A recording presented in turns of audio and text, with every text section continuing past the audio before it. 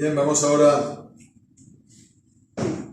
a tener la lectura de la palabra del Señor en el libro del profeta Daniel,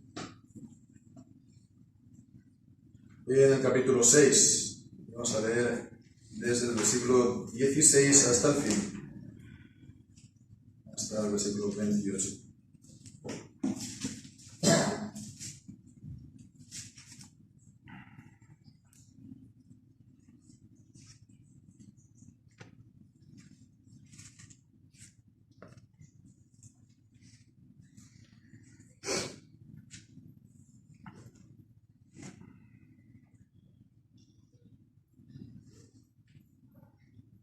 Dice así la palabra del Señor: Entonces el rey se fue a su palacio y pasó la noche en ayuno, y no trajeron instrumentos de música delante de él, y se le fue el sueño. El rey entonces se levantó muy de mañana y fue aprisa al foso de los leones, y acercándose al foso llamó a voces a Daniel con voz triste, y hablando el rey dijo a Daniel: Daniel, siervo del Dios viviente, tu Dios, a quien tú continuamente sirves, ¿te ha podido librar de los leones?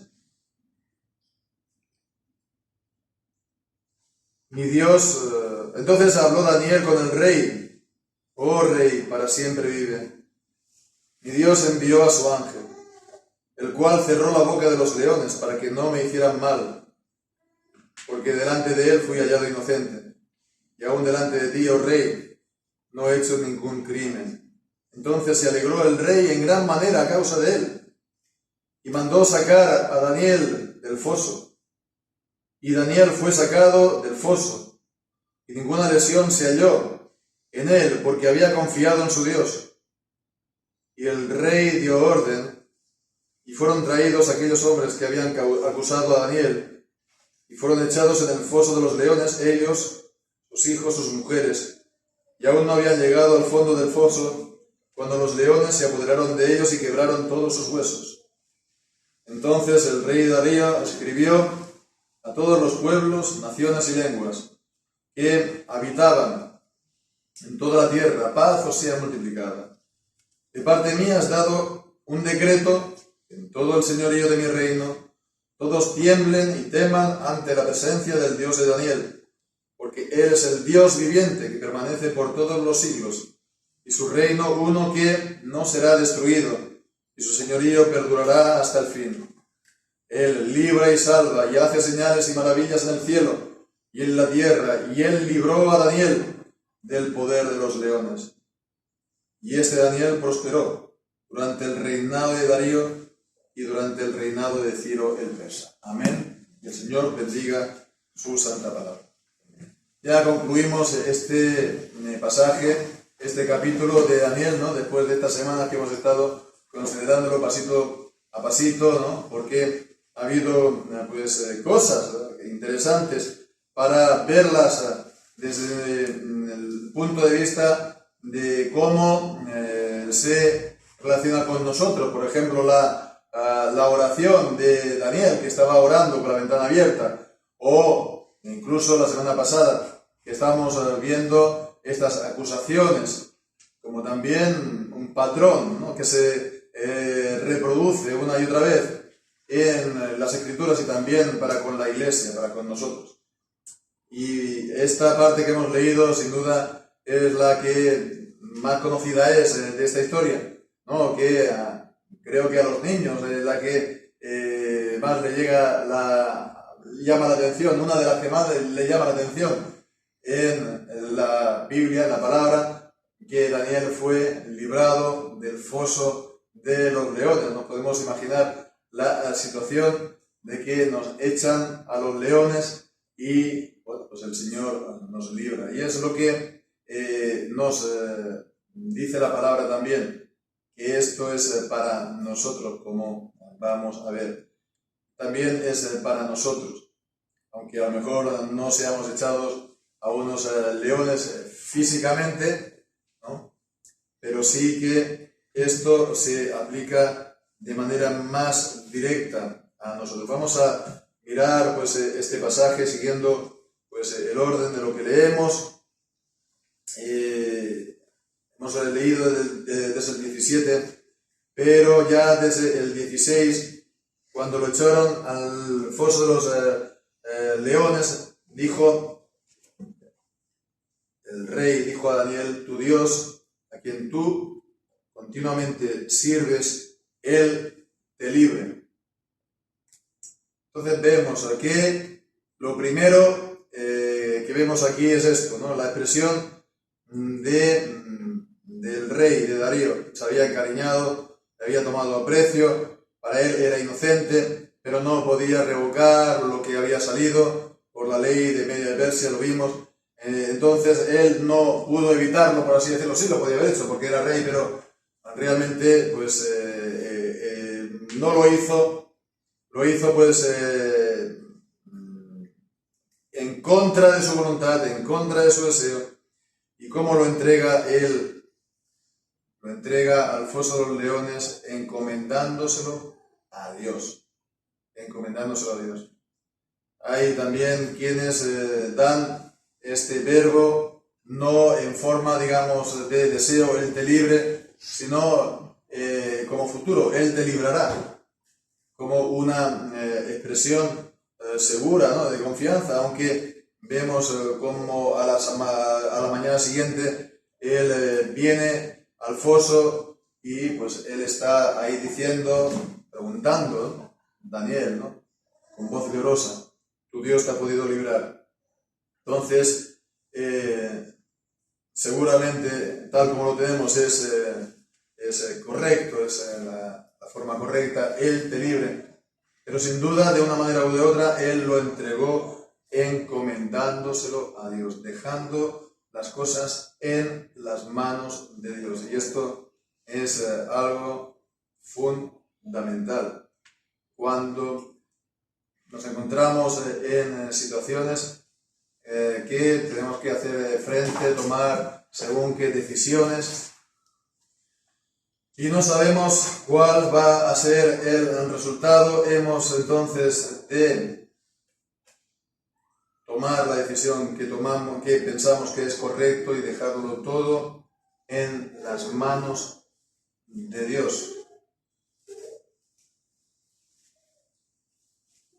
La decisión que tomó Darío no fue correcta, por supuesto, pero sí en cuanto a Daniel, porque Daniel era inocente y estaba sufriendo eso, lo iba a sufrir por causa de Dios, no por la fidelidad a Dios. Entonces, lo que tenemos que hacer es, lo hemos cantado hoy en el Salmo 37, ¿no? Encomienda a Dios tu camino, confía en Él y Él hará. Y Él, pues, mostrará tu justicia como el mediodía, ¿no? Dice el Salmo 37, confía en Jehová y haz el bien, morarás en la tierra, te apacentarás de la verdad. Pon asimismo tu delicia en Jehová y Él te dará las peticiones de tu corazón. Y el versículo 5, encomienda a Jehová tu camino, confía en Él y Él hará. Exhibirá tu justicia como la luz y tu derecho como el mediodía. Y esto es lo que hizo Dios con Daniel. En ese mismo momento, Él lo confirmó como pueblo, como siervo suyo, y que era justo y que pues lo vindicó de esta manera. De todas maneras, es lo que el Señor va a hacer siempre con su pueblo. El Señor va a vindicar a su pueblo. Tenemos esta confianza que nos da la palabra en 1 Corintios 15, que sabemos que la obra, el servicio al Señor no es en vano. Todos los esfuerzos y todos los sufrimientos que podemos pasar, dejémoslos en las manos de Dios.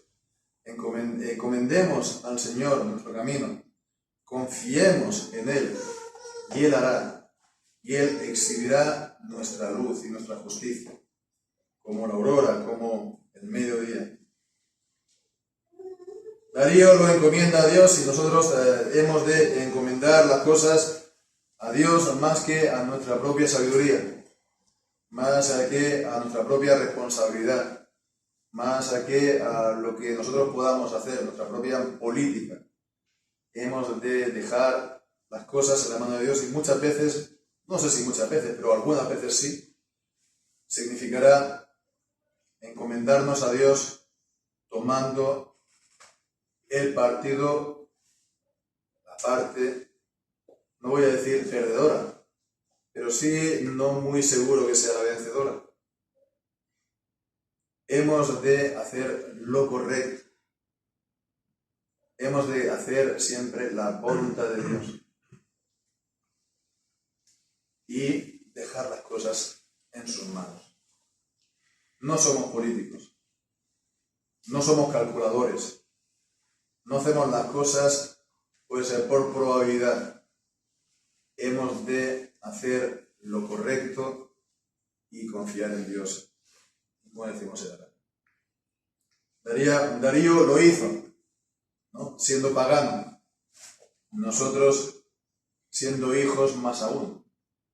Tenemos mucha más base, ¿no? Todo lo que hemos conocido de Dios, toda la muestra de su amor, todas las cosas que el Señor nos ha dado, en su gracia, en nuestra vida, tenemos mucho más base para confiar, ¿no? Además de su palabra y sus promesas. Ninguno de los que se confían a Él fue jamás confundido, como dice el Salmo 25. Darío lo hizo, Darío también, vemos, en segundo lugar, llegó a su casa y ¿qué hizo? Se fue a su palacio, versículo 18, y pasó la noche en ayuno. Ayunó. Y no trajeron tampoco instrumentos de música delante de él y se le fue el sueño.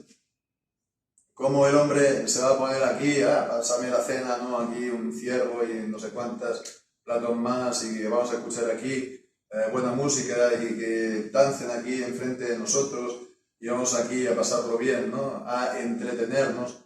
¿Y cuándo ha ocurrido esto? ¿Qué es lo que hizo?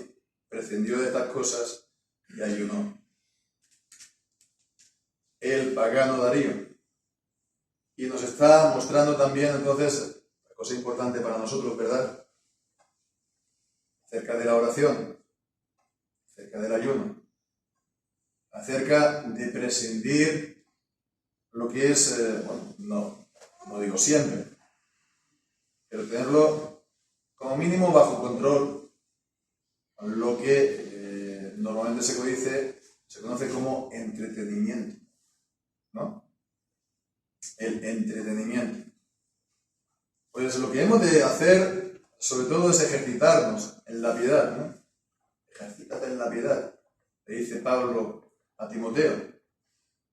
Y hemos de orar, hemos de llevar una vida también de lectura de la palabra y de las obras de otros cristianos y también de otras obras, ¿no? Que no sean a lo mejor directamente cristianas, ¿no? De la literatura, pero quiero decir, da igual, el caso es que no estemos nosotros en general, pues muy inclinados a esto del entretenimiento, porque el entretenimiento no... Mientras estamos entretenidos no ejercitamos, digamos, las neuronas o nuestro espíritu en las cosas del Señor. Pero vemos, sobre todo cuando hay algo urgente, cuando hay un tema urgente que pesa, entonces hemos de doblar las rodillas y hemos de orar. Y hemos de buscar al Señor. Y el ayuno es una disciplina bíblica para las personas, bíblica para familias, y bíblica también para la iglesia, para las congregaciones, ¿no? Entonces hemos de practicar sin duda el ayuno. No es algo de los paganos o de los católicos romanos, es también nuestro. Y el Señor pues nos da también grandes promesas en cuanto al ayuno, ¿verdad? Está la promesa, por ejemplo, de la liberación de según qué género de espíritus, ¿no? ¿Qué significaría entonces para nosotros? Mayor poder espiritual, mayor autoridad espiritual, ¿no? ¿Por qué no lo habían podido ellos sacar los discípulos del Señor Jesús aquella clase de demonios? Porque son duros, son corriosos y se necesita pues una fuerza y un poder espiritual, y esa fuerza y ese poder espiritual tampoco es una cosa que por el mero hecho de a lo mejor ayunar un día lo vas a tener. La cuestión es que tienes que estar ejercitando, tienes que ejercitar en la piedad. Y eso incluye, entre otras cosas, en el ayuno, en la oración y el ayuno. ¿Verdad? Bueno, estuvo orando Darío y por la mañana fue a la tumba con la voz llorosa. ¿Estás ahí, Daniel? Bueno, desde el punto de vista de él, como él, la perspectiva de él, de las cosas, Darío estuvo ayuno y al día siguiente Daniel estaba vivo. Darío lo pudo haber visto como una respuesta también a sus oraciones. Y en parte lo podemos considerar así, ¿verdad? O que de alguna manera, bueno, pues ahí estaba el ayuno de Darío por en medio, ¿no? Pero bueno, no es algo baladí, no es algo insignificante, tiene también su importancia, ¿no? Pues hermanos, acordémonos de lo que dice también, ¿no? Santiago, no tenemos muchas veces. ¿Por qué? Porque no pedimos. Y pedimos y no tenemos muchas veces tampoco. ¿Por qué? Pues porque pedimos mal. No para gastarnos en nuestros deleites, no conforme a la voluntad del Señor. Vemos, estas son cosas que podemos leer y aplicar directamente para nosotros. Una lectura que, de ponernos nosotros enfrente de la palabra y poder ver, pues, si estamos cumpliendo lo que dice sí o no. Pero podemos también, a lo mejor, mirar todo esto desde un punto de vista más, se puede decir, general o más en cuanto a nuestra fe. ¿Por qué? Pues porque volviendo un poco a lo que decíamos de los patrones, ¿no? De los tipos o de los caracteres en particular que nos encontramos, o las personas en particular que nos encontramos en la Biblia, que son ilustrativos de algo otro, ¿verdad? Pues fijémonos que aquí estaba el rey Darío, rey, ya para empezar, rey, él es rey, ¿no? Y vinieron los otros sátrapas y los enemigos de Daniel le hicieron la trampa, ¿no? A provocarle a ira en contra de Daniel. Entonces, buscando analogías y buscando comparaciones en la Escritura, ¿cómo podemos ver? ¿A dónde podemos ver eso en otros lugares? ¿No? Comportamientos parecidos. Podemos ver, por ejemplo, el rey Asuero de Esther, que vino Amán, ¿no? Que le hizo la trampa también para acabar con todos los judíos. Es un patrón, es un tipo, ¿no? Y salvando las distancias, vemos en el libro de Job, el capítulo 1 y capítulo 2, que está Dios y viene el diablo sí, por así decirlo, a proponerle a Dios, ¿no? Que, bueno, pues que vaya por él, ¿no? Que permita que él sea atacado. Entonces vemos que en todas estas historias los sátrapas de aquí de Daniel y Amán, en la historia de Daniel, de Esther, están ocupando el lugar del diablo, de Satanás, del enemigo que quiere atacar, que quiere erradicar a los creyentes, a la iglesia, movido de odio por Cristo, porque como no puede alzar la mano contra él, pues entonces ataca a los que en la tierra, esos sus descendientes, los que guardan la palabra y el testimonio de Jesús. Apocalipsis 12. Y el punto que hemos de mantener, es que nos pueden venir las persecuciones. Pero ninguna persecución nos va a venir sin que Dios la haya permitido. Que Dios tiene todo el control. Y no es algo que se le vaya de las manos. Que si nos viene una persecución es porque Él, que tiene todo el control, le permite esto al diablo, a Satanás. Pero el diablo no va a ir más allá de lo que Dios le diga, como vemos en Job. Y esto es importante porque no hemos de olvidar esto es fundamental. Dios tiene todo el poder, Dios tiene toda la autoridad. El diablo y Dios no están a la par. El Señor tiene todo el control. Y el diablo no va a hacer más que lo que Dios le permita hacer. Lo vemos en Job, ¿no? Bueno, puede ser sí. Lo pongo en tus manos, pero no pongas no quites su vida, etc. Bueno, pues esto es importante porque es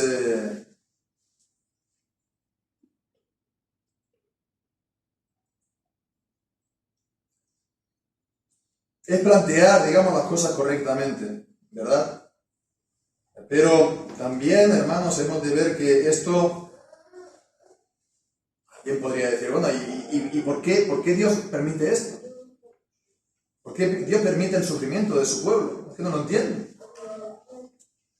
¿No? Que Dios, pudiéndolo evitar, no lo permita. ¿Por qué lo hace? Bueno, pues no nos tenemos que poner, digamos, a tratar de explicar las cosas, por qué hace Dios o no hace, porque Dios es soberano, ¿verdad? Pero sabemos que si Él lo hace, en el fondo todo es para nuestro bien. Todo es para nuestro bien. Y es para nuestro bien como creyentes y es para el bien de la iglesia. Y hemos de pasar por el fuego del horno, aunque aquí estamos hablando de los leones, ¿verdad? Para ser depurados y para ser también purificados. Muchas veces pues estamos con manchas y con cosas, digamos, de esta vida, de nuestra manera de ser o de lo que sea, y el Señor de esta manera nos refina como a plata en el crisol. Dice en primera de Pedro asimismo que el juicio comienza por la casa de Dios. Y las persecuciones que podemos nosotros sufrir, ciertamente podemos decir que es de los peores juicios que puede recibir una nación, un pueblo, una comunidad. El alzar la mano contra el pueblo de Dios, el alzar la mano contra la iglesia de Cristo, es alzar la mano contra Cristo. Y a no ser que Dios tenga la misericordia que tuvo con Pablo, de llevarlo al arrepentimiento, ¿qué puede conseguir uno? Si uno quiere atacar a Dios en las personas de sus hijos. lo peor entonces es eso. ¿Por qué? Pues porque el final será la imagen que vemos aquí de los que acusaron falsamente a Daniel, que ellos mismos fueron llevados al foso de los leones y que no habían bajado, pues ellos y sus mujeres y sus hijos, sus casas, ¿no?, cuando fueron despedazados. La palabra de Dios nos dice que es justo pagar con tribulación a los que os atribulan. Y, bueno, pues está el Salmo 94, ¿no? Está el Salmo que dice: Jehová, Dios de las venganzas. Dios es un Dios vengador. Deuteronomio capítulo 32, ¿no? A mí la venganza, yo daré el pago, dice el Señor.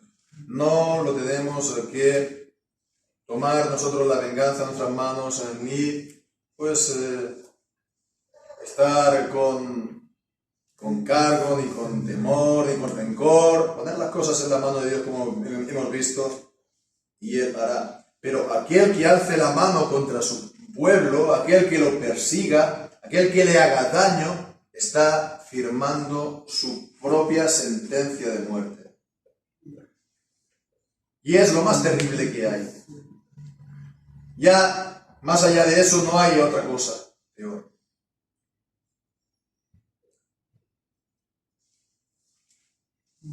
Y bien, pues entonces, decíamos, nosotros podemos aplicarnos esto. Y sí, por ejemplo, nosotros que cantamos salmos, lo reconocemos. Ahí está el Salmo 35. Me has librado de la boca de los leones. O también el apóstol Pablo en 2 de Timoteo capítulo 4, versículo 16. Que Dios me ha librado de los leones. Entonces nosotros, esa es nuestra experiencia también aquí en la tierra. El diablo, como león rugiente, está alrededor de nosotros buscando a quien devorar, pero el Señor no nos da en su poder. No nos deja en sus manos.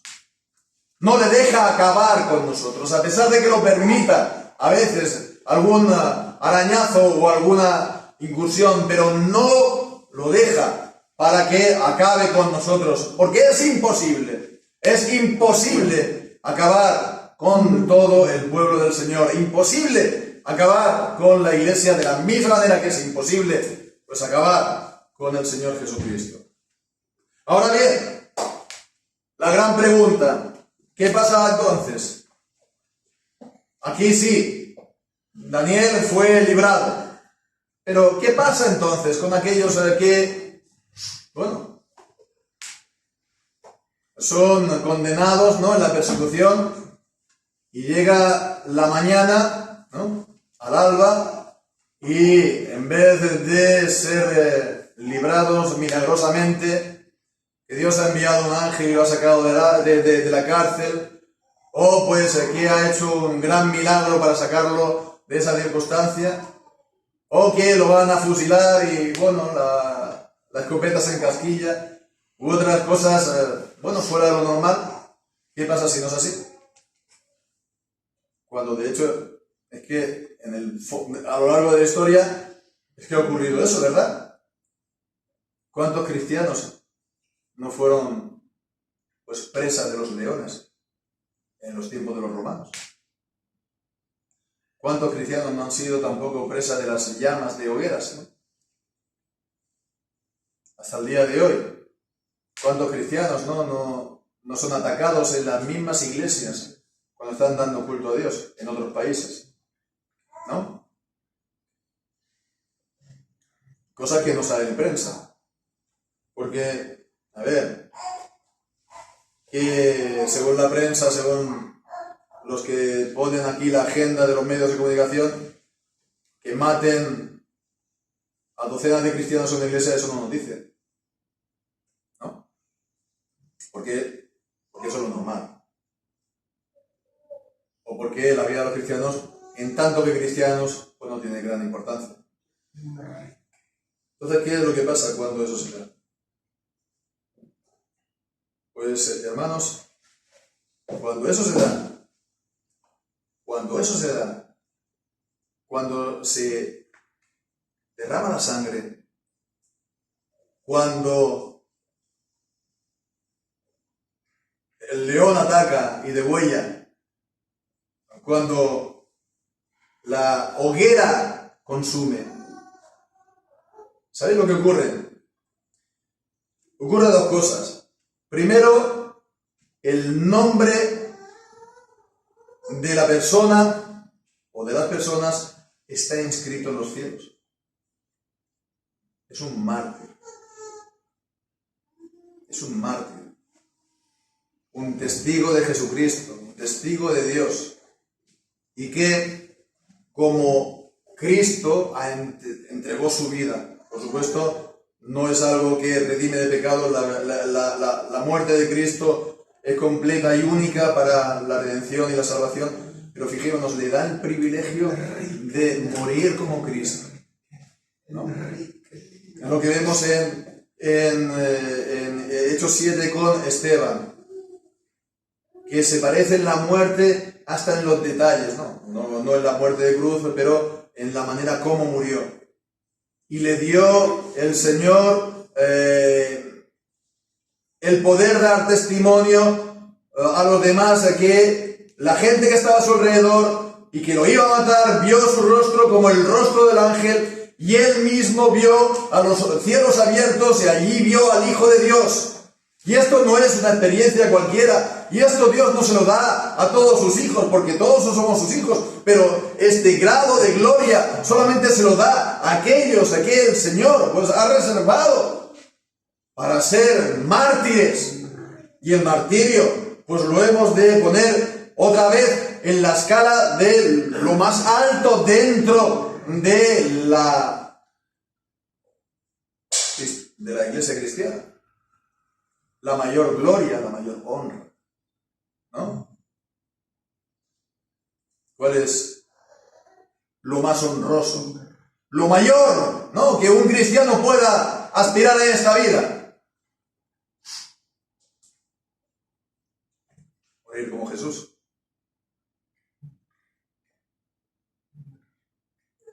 Entonces, ocurre eso por un lado. Pero por otro lado, ¿esto qué es lo que hace? Sella la victoria de la iglesia y del nombre de Cristo en ese lugar. Porque podemos decir una cosa. Bueno, le he cantado el Salmo 19, ¿no? Del sol y de la luna y de las estrellas, etc. Más fácil es que el sol pierda su luz, que las obras y los sufrimientos de la iglesia por el Señor sean en vano. ¿Nos imaginamos lo que es esto? Que alguien, ¿no?, o la iglesia dé su vida en testimonio por Jesús en vano.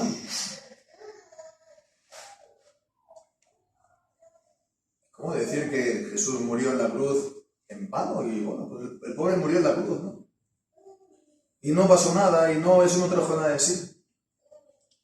Entonces, la muerte de los testigos de Jesús, por supuesto, no va a traer la salvación en el sentido de la que ha traído la muerte de Cristo, pero en absoluto va a ser en vano. Y Dios no va a dejar el nombre de Cristo perecer de ese lugar. Y el lugar a donde ha habido martirio por la verdad del Señor y por el nombre de Cristo y por el Evangelio, allí se va a levantar el monumento a la verdad y a Cristo y al Evangelio. Y esto es entonces, nos dice la palabra de Dios, haceos tesoros en los cielos. ¿No? Haceos tesoros en los cielos. Fijémonos qué gran tesoro es ese, ¿no? Hemos dicho que no hay otra cosa mayor. Y eso sella la victoria. Aquí hemos visto cómo Darío selló la entrada de la cueva con una roca, ¿no? Así fue también sellada el sepulcro de Jesús, ¿verdad? Con la roca, y la roca pues salió disparada, ¿no? En el día de la resurrección.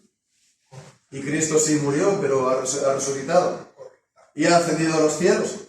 Y es el Rey de Reyes, el Señor de Señores. Por encima de Darío, por encima de Ciro, por encima de todo rey, por encima de todo, por supuesto, presidente de república, por encima de todo hombre y de todo nombre de hombre en este siglo y en el venidero. Entonces, vemos, de la misma manera que ocurrió esto, aquí en el tiempo de Daniel, que fue para que el nombre de Cristo fuera el nombre del Dios de Daniel, es decir, el Dios de la Biblia, el Dios verdadero, fuera anunciado a toda nación y fuera honrado en toda nación, así también pasa pasó con la resurrección de Jesucristo, y después de haber ascendido a los cielos, ha enviado el Espíritu Santo con poder sobre la Iglesia y es predicado el Evangelio en toda nación, trayendo fruto para Dios. Y así también con la Iglesia. Si sufrimos con Él, reinaremos con Él, nos dice la palabra. Y sí, hemos visto esta mañana, ¿no?, que estamos en los cielos con Cristo, pero ciertamente nos sentaremos en el último día en el trono y allí juzgaremos al mundo y a los ángeles juntamente con Cristo, juntamente con Él. Por supuesto es el que lo va a juzgar, pero estaremos juntamente con Él en ese día. Pero antes incluso, el Señor no va a dejar que su palabra y su iglesia sea tratada como esta cosa. Se ponen a los cristianos en la hoguera y mira, después son solamente cenizas. Ese es un cada vez mayor, eterno peso de gloria, nos dice Segunda de Corintios el apóstol Pablo. Todos nuestros sufrimientos por causa de Dios es un cada vez más excelente peso de gloria. Y el Señor, por lo tanto, nos da esta victoria, hermanos. No fue casualidad que el Imperio Romano, que lanzó esas 10 persecuciones, acabara siendo cristiano, ¿verdad? Y que los emperadores que ordenaban esa persecución acabaran confesando el nombre de Cristo. Hermanos, tenemos todavía esta reforma pendiente aquí en España, que se enviaron, fijémonos, hermanos, cristianos, miembros de Cristo, que defendían la verdad, que proclamaban la verdad, que creían en la verdad de la palabra de Dios, a las hogueras, a pequeños y grandes, a hombres y mujeres. Eso está todavía por venir, pero eso está viniendo y eso vendrá. Y en este lugar, en este país, se va a confesar la verdad de Cristo. Y la verdadera iglesia de Cristo se levantará. Y su vara reverdecerá y echará frutos. La vara del sacerdote Aarón, ¿no? La verdadera vara, el verdadero ministerio, el verdadero pueblo del Señor. Como hemos dicho, está llegando y el Señor no se duerme. Cada día que pasa el Señor está poniendo cada cosa en su lugar y haciendo avanzar pues este carro que nadie podrá parar. Nadie, absolutamente. Amén. El Señor bendiga su palabra.